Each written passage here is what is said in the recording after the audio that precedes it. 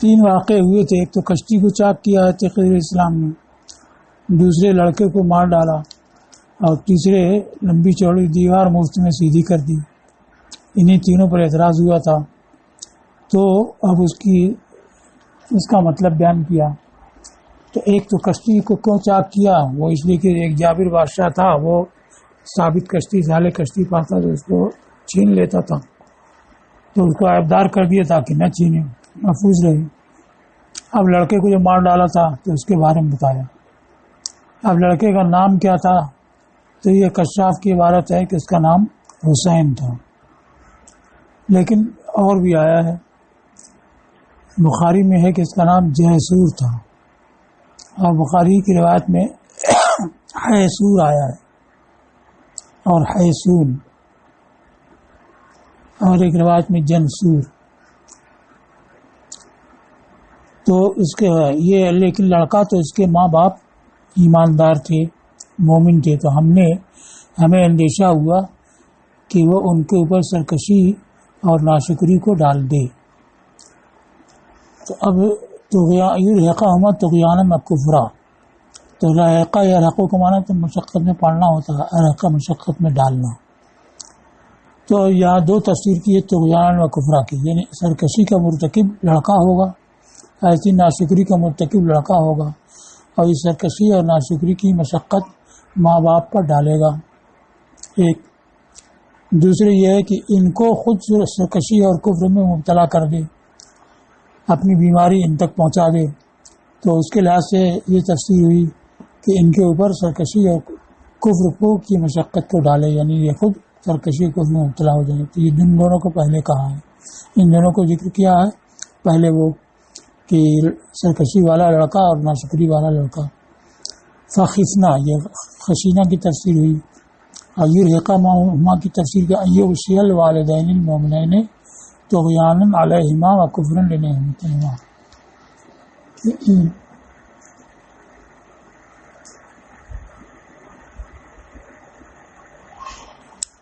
کہ مومن والدین کے اوپر مشقت ڈالے تو ان پر سرکشی کے سبب اور ان کی احسان کی ناشکری کے سبب، اپنی نافرمانی اور بدکرداری کی وجہ سے ان کے اوپر مصیبت ڈالے. وَيُلْحِقَ بِهِمَا ان پر شر اور بلا لاحق کر دے. تو ایک تو یہ ہے کہ سرکشی کفر والا یہ خود ہوگا اور اس کی مصیبت ماں باپ کو ڈالے گا. دوسرا یہ ہے کہ يُعَدِّيَهُمَا بِدَائِهِ وَيُضِلَّهُمَا بِضَلَالِهِ، کہ اپنی بیماری ان تک متعدی کر دے اور ان کو اپنے گمراہی سے گمراہ کر دے، تو وہ اس کے سبب مرتد ہو جائے. تو یہ خشینہ جو ہے خضر علیہ السلام کا قول ہے، ان کے کلام کی حکایت ہے. اب حضرت خضر کو یہ کیسے معلوم ہوا کہ زندہ رہے گا تو یہ کرے گا؟ تو حضرت خضر کو اس سے اندیشہ ہوا اس بات کا، اس لیے کہ اللہ تعالیٰ نے ان کو اس کے حال سے خبردار کر دیا اور اس کے باطنی امر سے آگاہ کر دیا. اور اگر خشینہ یہ باری تعالیٰ کا قول ہے بغیر حکایت کے، تو خشینہ کا مطلب یہ علمنا، کیونکہ خوف کرنے میں تو یقین نہیں ہوتا ہے، تو یہاں علم کے معنی میں ہوگا کہ ہم کو یقین ہوا، ہم نے جانا کہ اگر وہ زندہ رہے گا تو والدین کے کفر کا سبب بنے گا. یہ تو ایک دوسری تفسیر ہوئی. اس تفسیر کا سبب کیا ہے؟ ابن جریر طبری نے ذکر کیا ہے کہ مصحف عبداللہ ابن مسعود میں یوں آیا ہے وَخَافَ رَبُّكَ يُلْحِقَهُمَا طُغْيَانًا وَكُفْرًا، اور خوف کو معنی علم سے کیا ہے. تو اس کی وجہ سے یہ کہا ہے کہ ہو سکتا ہے کہ خشینہ رب کی طرف کا قول ہے بغیر حکایت کے. تو ہمیں علم تھا کہ اگر وہ زندہ رہے گا تو ماں باپ کو کفر کا سبب بنے گا. فَأَرَدْنَا يُبْدِلَهُمَا رَبُّهُمَا، اور ظاہر وہی ہے کہ یہ خشینہ خضری کے قول ہے. تو ہم نے یہ چاہا کہ ان کو ان کا رب بدلے میں اس سے بہتر عطا فرمائے، بہتر ستھرائی میں، وَأَقْرَبَ رَحْمَةً، اور رحمت اور مہربانی میں اس سے قریب تر عطا فرمائے. تو ہم نے یہ چاہا کہ اس کو قتل کرے اور اس کے بدلے میں دوسرا ولد ان کو ملے گا جو بہتر ہوگا. یبدلہما مقرات یبدلہما ربہما، یہ نافع مدنی اور ابو عمرو بصری کی ہے. خیرم منہ زکاتن، زکاتن تمیز نسبت ہے، طہارتن و نقان، پاکیزی اور گناہوں سے صاف ہونے میں اس سے بہتر ہو۔ وآخرب الرحمٰ، رحم کا معنی بن کر رحمتن و عطفن، مہربانی اور رحمت میں اس سے قریب تر ہو۔ زکاتن اور رحمن یہ دونوں تمیز ہیں، تمیز نسبت۔ اب اس کے مطابق ہوا، مروی یہ ہے کہ انہو ولدت لہما جاریتن، کہ اس ماں نے ولدت لہما جاریتن، کہ ان ماں باپ کے لیے ایک لڑکی پیدا ہوئی، تزوجہا نبی، جس سے ایک نبی نے نکاح کیا، تو اس لڑکی نے پھر نبی کو جنا، یا 70 نبیوں کو، ایک قول یہ ہوا، بلکہ 2 ہو گئے، یا یہ کہ ان دونوں کے بدلے میں عبداللہما ابن مومنہ، اس کے بدلے میں ان دونوں ماں باپ کو انہی کے مثل ایک مومن فرزند دیا۔ رحمہ میں دوسری قرأت ہے رحمہ، ابن عامر شامی کی، اور رحم اور رحم یہ 2 لغتیں ہیں۔ تو یہ لڑکے کا بیان ہو گیا کہ اگر یہ زندہ رہتا تو ماں باپ کو بھی مصیبت میں ڈالتا یا کفر میں مبتلا کرتا، تو ہم نے چاہا کہ اس سے بہتر فرزند ان کو عطا ہو۔ محمد جدار، اب دیوار جو لمبی تھی سیدھی کر دی مفت میں، تو اس کی وجہ بیان کی، لیکن دیوار تو یہ 4 کے 2 یتیم لڑکوں کی تھی، ان کا نام اسرم اور سریم مصغر، بستی سے مراد وہی انطاکیہ یا ابو اللہ جس کا ذکر گزرا۔ وکان تحتہ کنز لہما، اور اس دیوار کے نیچے ان دونوں کا ایک خزانہ تھا۔ وکان ابوہما صالحن، اور ان دونوں کا باپ نیک تھا۔ اب وہ کنز کیا تھا؟ تو کنز تو اصل میں مال مدفون کو کہا جاتا ہے۔ اب اس بارے میں روایتوں میں جو آیا ہے تو اس کو ذکر کیا ہے، یعنی سونے کی ایک تختی تھی جس میں یہ لکھا ہوا تھا۔ تو سونے کی تختی ہے تو وہی مال ہے اور قیمتی ہے۔ اب اس میں کچھ لکھا ہوا ہے تو یہ اس کی قیمت میں اضافہ ہی ہوگا۔ کیا لکھا ہوا تھا کہ مجھے تعجب اس پر جو تقدیر پر ایمان رکھتا ہے کیسے وہ رنجیدہ اور غمزدہ ہوتا ہے۔ وعجبت لمن یؤمن بالرزق کیف یتعب، اور تعجب اس پر جو رزق پر ایمان رکھتا ہے وہ کیسے مشقت میں پڑتا ہے، اور تعجب اس پر جو موت پر ایمان رکھتا ہے وہ کیسے خوش ہوتا ہے، اور تعجب اس پر جو حساب پر ایمان رکھتا ہے وہ کیسے حساب سے غافل ہوتا ہے۔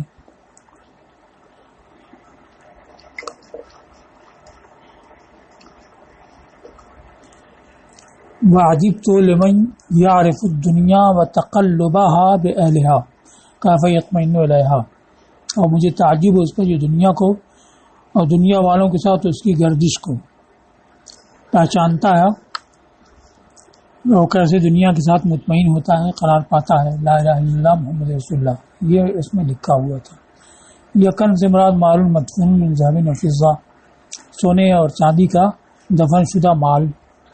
یقن سے مراد صحف فیہا علم، صحیفے جن میں کی علم تھا، اور پہلا زیادہ ظاہر ہے یعنی سونے کی تختی تھی۔ حضرت قتادہ تابعی ہیں مفسر، ان سے یہ روایت ہے کہ کنز حلال کیا گیا ان لوگوں کے لیے جو ہم سے پہلے تھے، اور ہمارے اوپر حرام کیا گیا، اور غنیمت ان کے اوپر حرام کی گئی اور ہمارے لیے حلال کی گئی۔ اب یہ کہ کنز ان لوگوں کے لیے حلال تھا اور ہم پر حرام ہوا، تو اس میں کلام ہے، کیونکہ ہمارے نزدیک بھی حکم یہ ہے کہ اگر کوئی شخص مال مدفون پاتا ہے تو اس کا خمس ادا کرے گا۔ مال مدفون ایک تو کنز کہلاتا ہے، دوسرے معدن کہلاتا ہے، تیسرے رکاز۔ تو کنز تو جس کو لوگوں انسانوں نے دفن کیا اس کو کہتے ہیں، معدن کان کو کہتے ہیں جو خلقتاً زمین میں پیدا کر دی گئی ہو، اور رکاز دونوں کو کہتے ہیں دفن کیا ہوا یا خلقتاً ہو۔ تو ہمارے دیکھ یہ ہے کہ کنز اگر کوئی پا جائے گا تو اس میں سے خمس اس کو نکالنا ہے، باقی اس کا ہوگا، تو ہمارے لیے حرام تو ہوا نہیں، اور اگلوں کے لیے یہ حلال تھا اور ہمارے اوپر حرام ہوا، تو یہ بات صحیح نہیں بنتی ہے۔ ہاں غنیمت یہ صحیح ہے کہ ان لوگوں کے لیے غنیمت حلال نہیں تھی، غنیمت جو بھی پاتے تو وہ جمع کرتے اور آسمان سے آگ آتی اس کو کھا جاتی. وکان ابوہما صالحا، اور ان کا باپ یہ صالح تھا. تو قرطبی نے کہا کہ قریب تر یہ ہے کہ باپ سے مراد یعنی اصلی باپ، جو قریب تر باپ ہے وہی. اور قیلہ سے بیان کیا کہ کہا گیا کہ ان کا جد سابع یعنی اوپر 7ویں پشت میں جو باپ تھا وہ صالح تھا. ان لوگوں میں سے جو میرے ساتھ رہتے تھے، میرے صحابی تھے. حضرت حسین ابن علی سے روایت ہے کہ انہوں نے بعض خوارج سے کہا ایسی گفتگو میں جو ان دونوں میں جاری ہوئی کہ اللہ نے ان دونوں لڑکوں کو کس بات کی وجہ سے محفوظ رکھا، بما حفظ اللہ علامین. تو اس خارجی نے کہا کہ ان کے باپ کی نیکی کی وجہ سے. تو انہوں نے فرمایا کہ فابی و جدی خیر منہ، میرے باپ اور میرے جد یعنی نانا ان سے بہتر ہیں. تو اگر اس کی وجہ سے ان کی حفاظت کی گئی تو میری بھی حفاظت کی جائے گی. اب یہ کہا ہے کہ دیوار جو ہے 2 یتیم بچوں کی تھی اور اس کے نیچے ان کا خزانہ تھا اور باپ نیک تھا. فارادہ ربک یبلغا اشدہما، تو آپ کے رب نے چاہا کہ وہ اپنی پختگی کو پہنچیں یعنی بلوغ کو پہنچیں. ویستخرجا کنزہما، اور اپنے خزانے کو نکالیں. رحمتا من ربک، تو یہ ظاہر یہ ہے کہ یہاں فعلتو ما فعلتو رحمتا من ربک ہے. تو فعلتو مقدر کا یہ مفعول لہو ہوگا کہ میں نے جو کچھ کیا تو آپ کے رب کی طرف سے رحمت کے سبب ہوا. یہ مفعول لہو ہوگا. یا یہ ہے کہ مفعول مطلق ہو، ارادہ مصدر ہو جو منصوب ہے ارادہ ربک سے. تو ارادہ کے معنی تو ارادہ کرنا، رحمت معنی رحم کرنا، دونوں الگ الگ ہیں. تو اس کو کہا کہ رب کا ایسا چاہنا یہ رحمت ہی ہے، لہذا ارادہ ربک بھی یہاں رحمت کے معنی میں ہے. تو یہ رحمتاً اس کا مفعول مطلق ہو جائے گا. اس لیے یہ مصدر منصوب ہوا ارادہ ربک کی وجہ سے، کیونکہ یہ بھی رحمہ ہما کے معنی میں ہے. لیکن پھر من ربک، تو اب مطلب یہ کہ رحمہ ربک رحمتا من ربک، تو دوبارہ رحمتا من ربک، من ربک کی زائد ہوتا ہے. تو زیادہ درست وہی ہے کہ یہ فعلتو مقدر کا مفعول لہو ہے کہ میں نے اس کو کیا رب کی رحمت کے سبب. اور آگے کہا وہاں فعلتو ان امری، کہ میں نے اس کو اپنے سے یعنی اپنے اجتہاد سے نہیں کیا. فعلتو ہو کا مرجع کیا ہے؟ تو اس کو ظاہر کیا یعنی ما فعلتو ما رہتا، کہ جو کچھ آپ نے دیکھا اس کو میں نے اپنے معاملے سے یعنی اپنے اجتہاد سے نہیں کیا. تو تینوں ہی کی طرف یہ اشارہ ہو جائے گا کہ ہو سے مراد جو کچھ بھی آپ نے دیکھا، نکستی کا معاملہ اور لڑکے کا معاملہ اور خزانے کا دیوار کا معاملہ، یہ سب اپنے عمل سے اپنے اجتہاد سے نہیں کیا، میں نے اس کو اللہ کے حکم سے کیا. اور ہاں جو ہے فعلتو میں ہاں یہ سبھی کی طرف راجع ہے. یا یہ کہ آخر میں جو مذکور ہے جدار والا معاملہ اس کی طرف راجع ہو کہ جدار کے کام میں نے اپنے سے نہیں کیا. ذالک تعویل ما لم تستطع علیہ صبرا، تو یہ یعنی تینوں جواب یہ اس کی تعویل ہے جس پر کہ آپ صبر نہ کر سکے. تو اصل چیز لم تستطع، تو استطاع میں اور یستطیع میں تے اور تو جمع ہوتے ہیں تو تخفیفاً تے کو حذف کرنا جائز ہوتا ہے. تو تستطع میں تے کو حذف کر دیا تو تستے ہوا، تو تے کو تخفیفاً حذف کر دیا گیا. اب یہاں سے کچھ لوگوں نے استدلال کیا کہ حضرت موسیٰ علیہ السلام نبی اور رسول تھے اور حضرت خضر ہے یہ ولی تھے، اور حضرت موسیٰ علیہ السلام کو حضرت خضر سے علم حاصل کرنے کا حکم دیا گیا. اس لیے معلوم ہوتا ہے کہ ولی نبی سے افضل ہوتا ہے. تو اس کا جواب دیا اولاً تو یہ حضرت خضر علیہ السلام نبی تھے، ان کے بارے میں راجع ہی ہے. بالفرض وہ ولی بھی ہوں تو ان سے علم حاصل کرنے کا حضرت موسیٰ علیہ السلام کا حکم دینا یہ ان کی آزمائش اور امتحان کے طور پر ہوا، اور اس میں نبی کی شان کوئی گھٹ نہیں ہوتی ہے، اس لیے کہ علم کی زیادتی مطلوب ہوتی ہے چاہے جہاں سے بھی حاصل ہو. تو اگر اپنے کسی کمتر سے بھی حاصل ہو تو اس میں کوئی حقارت کی بات نہیں ہے. تو اس کو کہا ہے کہ قد ضل اقدام اقوام من الضلال فی تفضیل ولی علی النبی و کفر جلی.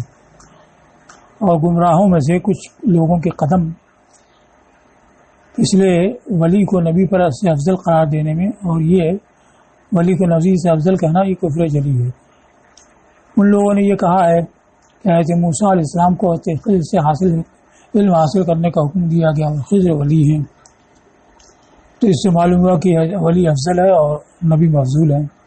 جواب یہ کہ خضر نبی ہیں، اور اگر ایسا نہ ہو جیسا کہ بعض کا خیال ہے کہ وہ نبی نہیں تھے تو یہ حضرت موسیٰ علیہ السلام کے حق میں آزمائش۔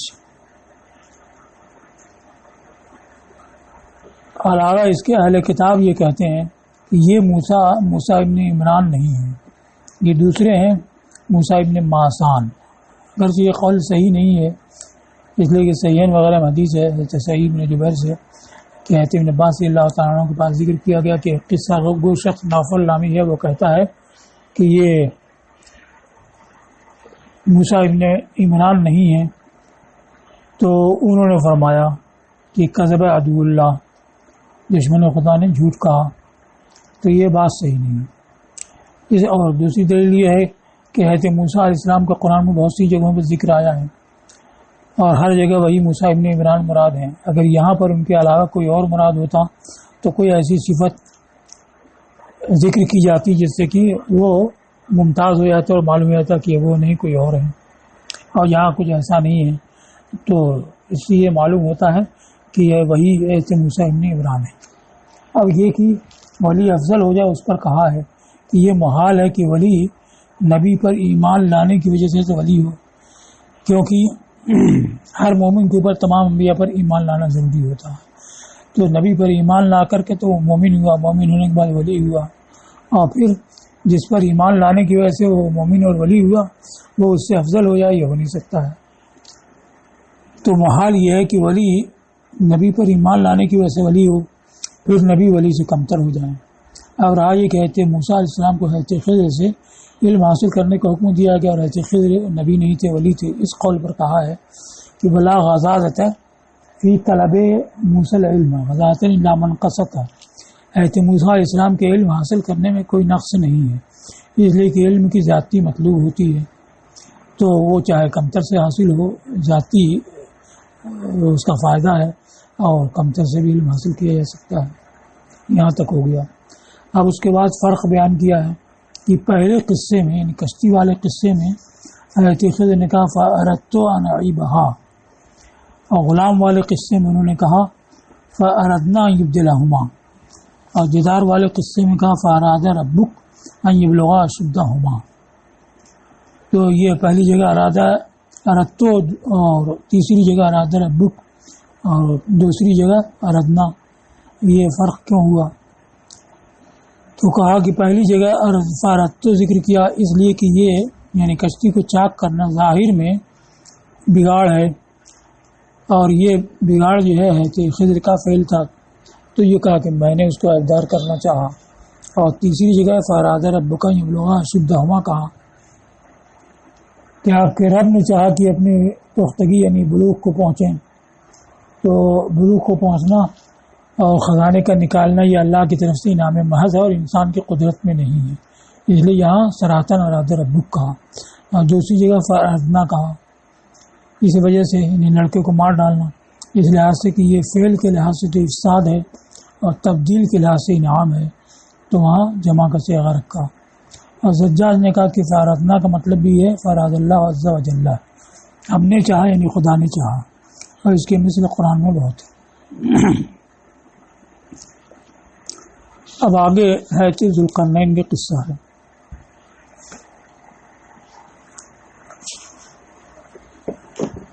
کتنا ہوا ہے؟ یسألونک عن ذی القرنین قل ساتلو علیکم منہ ذکرا، اور تم سے ذوالقرنین کے بارے میں پوچھتے ہیں تو فرماؤ کہ میں تمہارے سامنے اس کا ذکر پڑھوں گا۔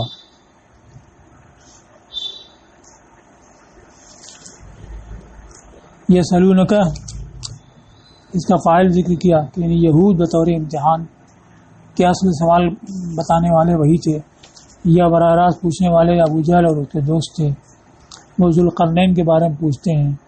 ذوالقرنین کون ہے؟ تو کہا کہ یہ سکندر ہے یہ دنیا کا بادشاہ ہوا. کہا گیا کہ دنیا کے بادشاہ دو مومن ہوئے، ایک ذوالقرنین دوسرے حضرت سلیمان، اور دو کافر، ایک نمرود دوسرا بخت نصر. بخت نصر یہ مرکب مناصرف ہے، تو پہلا جز مبنی عرفت ہوتا ہے اور دوسرا جز غیر مصرف ہوتا ہے. اور یہ بخت نصر جو ہے یہ نمرود کے بعد تھا. اب کہا گیا کہ یہ ذوالقرنین ایک عبد صالح نیک بندہ تھا جس کو اللہ تعالیٰ نے زمین کا مالک بنایا اور اسے علم اور حکمت عطا کیا اور اس کی یہ روشنی اور تاریکی کو تابع کر دیا. فیضا سرا اسی سرن رات کو چلنا، تو جب وہ رات کو چلتے تو آگے آگے نور ان کی رہنمائی کرتا اور پیچھے سے تاریکی ان کو گھیر لیتی. تو ایک قول یہ ہوا. دوسرا قول یہ کہ نبی تھے. تیسرا قول یہ کہ فرشتوں میں سے ایک فرشتے تھے، ملک من الملائکہ. حضرت علی رضی اللہ تعالیٰ عنہ سے روایت یہ ہے کہ انہوں نے فرمایا کہ یہ نہ فرشتے تھے نہ نبی تھے لیکن بندے صالح تھے. تو پہلا قول یہ راجح ہوا. اب ذوالقرنین کیوں کہا گیا تو اس بارے میں حضرت علی کا قول یہ ہے کہ ان کے داہنے قرن پر اللہ کی طاعت میں مارا گیا تو مر گئے، پھر اللہ نے ان کو زندہ کر دیا. پھر بائیں قرن پر مارا گیا تو مر گئے، پھر اللہ نے ان کو زندہ کیا. اس وجہ سے ان کو ذوالقرنین کہا گیا. وفیکم مثلہ، اور تمہارے اندر بھی اسی کی مثل ہے، اس سے اپنے کو مراد لیا ہے، یعنی ویسا بندہ صالح تمہارے اندر بھی ہے. دوسری یہ کہا گیا کہ وہ ذوالقرنین لوگوں کو توحید کی دعوت دیتے تھے تو لوگ ان کو قتل کر دیتے، پھر اللہ ان کو زندہ کر دیتا، اس لیے ذوالقرنین کہا گیا. تیسرا قول یہ کہ حضور صلی اللہ علیہ وسلم نے فرمایا کہ ذوالقرنین نام رکھا گیا اس لیے کہ دنیا کے دونوں قرب یعنی دونوں جانب مشرق اور مغرب کا چکر لگایا. چوتھے یہ کہا گیا کہ اس کے دو قرن تھے یعنی دو جوڑے تھے. پانچویں یہ کہا گیا کہ ان کے زمانے میں انسانوں کے دو قرن ختم ہو گئے، تو دو قرن چونکہ ان کے زمانے میں گزر گئے اس لیے ذوالقرنین کہا گیا. چھٹے اس لیے کہ یہ روم اور فارس دو ملکوں کے بادشاہ ہوئے اس لیے ذوالقرنین کہا گیا، یا ترک اور روم دو ملکوں کے بادشاہ ہوئے اس لیے ذوالقرنین کہا گیا. آٹھواں یہ کہ ان کے تاج میں دو قرن ہیں، دو سینگ تھے. نواں یہ کہ ان کے سر میں ایسی چیز تھی جو قرنین کے مشابہ تھی. دسویں یہ کہ یہ ماں اور باپ دونوں جانب کے لحاظ سے کریم اور معزز تھے تو ذوالقرنین کہا گیا، اور یہ روم کے رہنے والے تھے. تو اب ایک اختلاف تو اس میں ہوا کہ یہ ایک بندے صالح تھے یا یہ ہے کہ بادشاہ تھے، یہ فرشتے تھے، یا یہ ہے کہ نبی تھے. تو یہ تین قول ہوئے. اور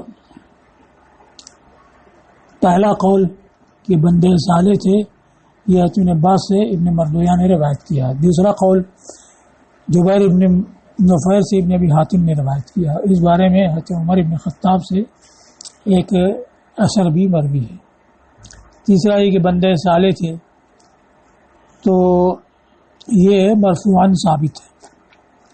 ابن مردویہ نے سالم نے الجاد سے روایت کیا کہ حضرت علی رضی اللہ تعالیٰ عنہ سے ذوالقرنین کے بارے میں پوچھا گیا نبی ہوا، تو انہوں نے فرمایا سمعت نبی یکم، کہ میں نے تمہارے نبی صلی اللہ علیہ وسلم کو فرماتے ہوئے سنا ہے کہ عبد الناصح اللہ فنصحہ، ایک بندہ تھا جس نے اللہ کے ساتھ نصیحت کی، خیر خواہی کی تو اللہ نے اس کی خیر خواہی کی.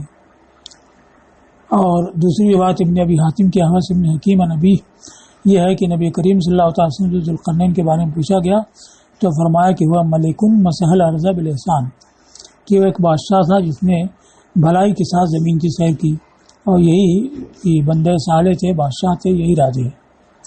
اب ذوالقرنین کی وجہ 10 وجہیں بیان کی.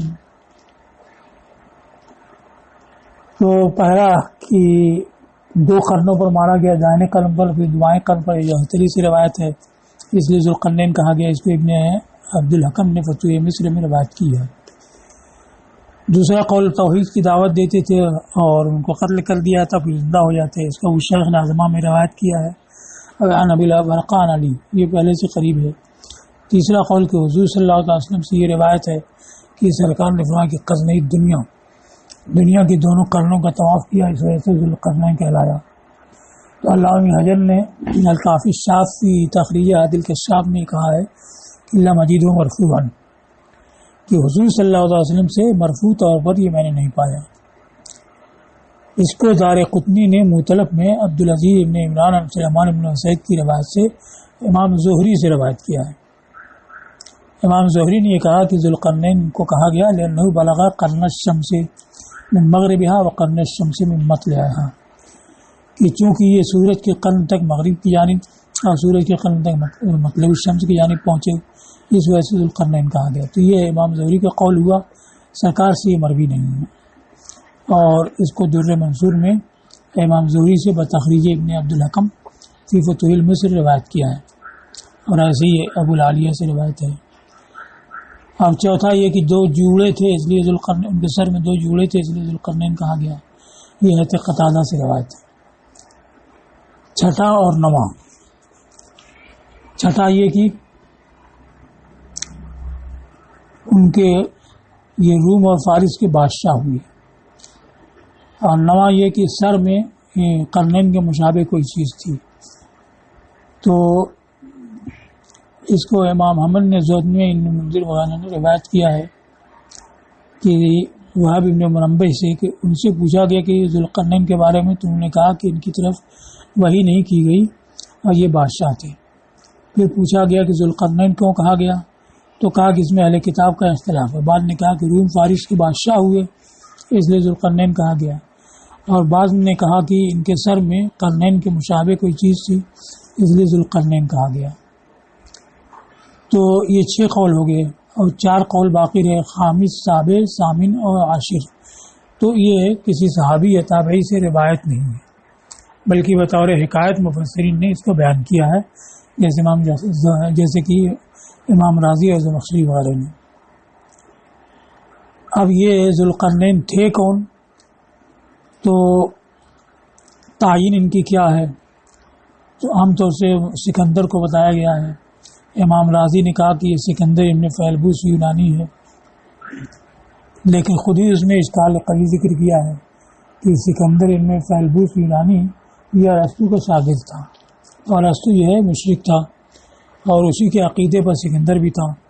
اور قرآن نے یہ ذوالقرنین کا ذکر کیا ہے تو یہ ایمان اور عمل صالح والا تھا، اس لیے یہ ہو نہیں سکتا ہے کہ اس کا مصداق وہ شخص ہو. ابن کثیر نے یہ کہا ہے کہ یہ سکندر جو روم کا تھا اور اسکندریہ کی تعمیر کی ہے، یہ سکندر ثانی ہے، اور یہ حضرت مسیح سے 300 سال پہلے تھا. اور سکندر اول جو قرآن میں ہے یہ حضرت ابراہیم خلیل علیہ السلام کے زمانے میں تھا، جیسے کہ ازرقی وغیرہ نے ذکر کیا ہے. اس نے حضرت خلیل کے ساتھ خانہ کعبہ کا طواف کیا جب حضرت ابراہیم نے خانہ کعبہ بنایا اور اللہ کی بارگاہ میں قربانی پیش کی ہے، اور کہا کہ اس کے کچھ حالات ہم نے البدایہ والنہایہ میں ذکر کیے ہیں. لیکن اس پر بھی کلام یہ ہے کہ حضرت ابراہیم علیہ السلام کے زمانے میں ایسا عظیم بادشاہ سوائے نمرود کے کوئی اور نہیں. اگر کوئی اور اس طرح کا بادشاہ ہوتا جو پوری دنیا کا مالک ہوتا یا عظیم بادشاہ ہوتا تو اس کا ذکر کتاب میں ہوتا، تاریخوں میں ہوتا یا قرآن میں ہوتا، اور ایسا کچھ ہے نہیں. اس لیے اس سے ہٹ کر کے لوگوں نے یہ دیکھا کہ یہ ذوالقرنین کے بارے میں سوال یہود نے سکھایا تھا، تو اس کا مطلب کہ یہود کے یہاں اس کا علم ہے. تو یہود کی کتاب توریت ہے، تو توریت میں اس کا ذکر ہوگا، تو وہاں سے معلوم ہوگا کہ ذوالقرنین کون تھا. تو توریت میں کتاب دانیال ہے. دانیال ایک نبی تھے، یہ جب بخت نصر نے بنی اسرائیل کو قید کیا، گرفتار کیا، تو ان قیدیوں میں رہتے دانیال بھی تھے. انہوں نے ایک خواب بیان کیا کہ میں نے نگاہ اٹھائی تو دریا کے کنارے ایک میڈھے کو دیکھا جس کی 2 قرن ہیں. پھر خود ہی بتایا کہ حضرت جبریل علیہ السلام نے اس کی تعبیر یہ بتائی کہ وہ میڈھا جس کے 2 قرن ہیں یہ فارس اور ماہات کا بادشاہ ہے، اور اس کے عمدہ صفات و احوال بیان کیے کہ وہ بنی اسرائیل کو بخت نصر سے نجات دے گا، بیت المقدس کی تعمیر کرے گا اور اس کے علاوہ. تو اس تعبیر سے یہ معلوم ہے کہ بادشاہ کو میڈھے سے تشبیہ دی گئی، کیونکہ انہوں نے خواب میں میڈھا دیکھا جس کے 2 سینگ تھے، اور اسی کو حضرت جبریل نے تعبیر میں بتایا کہ یہ فارس اور ماہات کا بادشاہ ہوگا. تو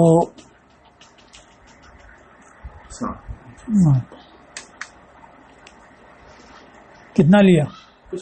اچھا. اب چونکہ ایک نبی کا خواب تھا، بنی اسرائیل جو ہے وہ انبیاء سے عقیدت رکھتے تھے، تو ان کے اس خواب کی بنیاد پر بادشاہ نے اپنا لقب ذوالقرنین رکھا. اب پھر اس بادشاہ نے بعد میں بنی اسرائیل کو بخت نصر کی سے آزاد کرایا، بیت المقدس کی تعمیر کی. سب اس کے حالات ہیں. اب رائے کی تاریخ اس کی موافقت کرتی ہے نہیں ہے، تو یہ تو کتاب دانیال میں ملا. اب تاریخ میں یہ بتاتے ہیں کہ سن 622 قبل مسیح میں ایران کی بادشاہت 2 حصوں میں تقسیم ہو گئی. ایک شمال مغرب کا حصہ جس کو ماہات کہتے، اور دوسرا مغرب کا حصہ جس کو فارس کہتے تھے. اور اس کا حکمراں ایک مرد صالح ہوا جس نے بنی اسرائیل کو آزاد کیا، بیت المقدس کی تعمیر کی. اب اس مرد صالح کو یونان والے سائرس کہتے، فارس والے گورش کہتے، اور عرب والے کئے خسرو کہتے، اور یہود خورس کہتے. اب اس کے بعد مورخین یہ بھی بتاتے ہیں کہ اس نے تینوں سمتوں کا سفر کیا جو قرآن میں مذکور ہے، کہ مغرب الشمس کی جانب، مطلب الشمس کی جانب، اور سدین کی جانب سفر کیا. تو وہ بھی اس میں مذکور ہے کہ اس نے مغرب الشمس کی جانب سفر کیا. اس کی وجہ یہ ہے کہ مغرب میں ایک حکومت تھی لیڈیا، اور اس کا بادشاہ کورویسس تھا. اور کورویسس کے باپ میں اور خورس کے جد میں، دادا میں ایک معاہدہ ہوا تھا صلح کا. تو کورویسس نے اس معاہدے کو توڑ دیا اور ایران کے اوپر حملہ کیا. تو اس کے مقابلے کے لیے خورس نے یہ سفر کیا اور اس کو شکست دی. اس کے بعد پھر آگے بڑھا تو سمندر کے کنارے پہنچا، اور سمندر کے کنارے چھوٹی چھوٹی خلیجیں تھیں. تو سورج جو ہے ان خلیجوں میں ڈوبتا ہوا نظر آیا. یہ خلیجیں گدلی تھیں، گدلے پانی کی تھیں. اسی کو قرآن میں فرمایا گیا ہے کہ ایک سورج کو اس نے کیچڑ میں ڈوبتے ہوئے دیکھا. اب رہ گیا مطلب الشمس کی جانب سفر. تو مشرق کی جانب بلخ اور باختر کے قبیلوں نے شورش مچائی. تو ان کی شورش کو فروغ کرنے کے لیے یورپ کا اس نے سفر کیا اور ان کی شورش کو فروغ کیا. پھر اس کے بعد اس پہاڑوں کا سلسلہ تھا تو اس کا سفر وہیں رک گیا. سدین کی جانب سفر، تو اس کے بارے میں مورخین یہ بتاتے ہیں کہ خورس نے کاکیشیا کے پہاڑوں کی طرف سفر کیا، اور یہاں 2 مقابل پہاڑوں کا سلسلہ ہے، بحر اسود اور بحر خزر کے درمیان. اور ان دونوں پہاڑوں کے درمیان ایک راستہ تھا جس سے کہ غیر متمدن قبائل آتے اور لوگوں کے اوپر حملہ کرتے اور فساد مچاتے. تو ان لوگوں نے خورس سے یہ درخواست کی کہ ایک سد بنا دیں. تو انہوں نے درخواست قبول کی اور ایک مضبوط سد بنا دی. وہی سد ہے ذوالقرنین کی، جس کو سد سکندری کہتے ہیں، جو کہ مفسرین کے سکندر کے نام سے اس کی تشہیر ہو گئی. اصل میں ذوالقرنین سکندر کے علاوہ ہے، اور کچھ اور سدیں بھی ہیں وہاں پر. لیکن ذوالقرنین کی سد کی خصوصیت یہ ہے کہ یہ لوہے کے ٹکڑوں سے، لوہے کے تختوں سے بنی ہوئی ہے، اور اس کے اوپر پگھلائے ہوئے تانبا ڈالا ہوا ہے. تو اس سے معلوم ہوا کہ ذوالقرنین بھی ایک الگ شخصیت ہے، اور یہ بندے صالح صاحب ایمان تھے.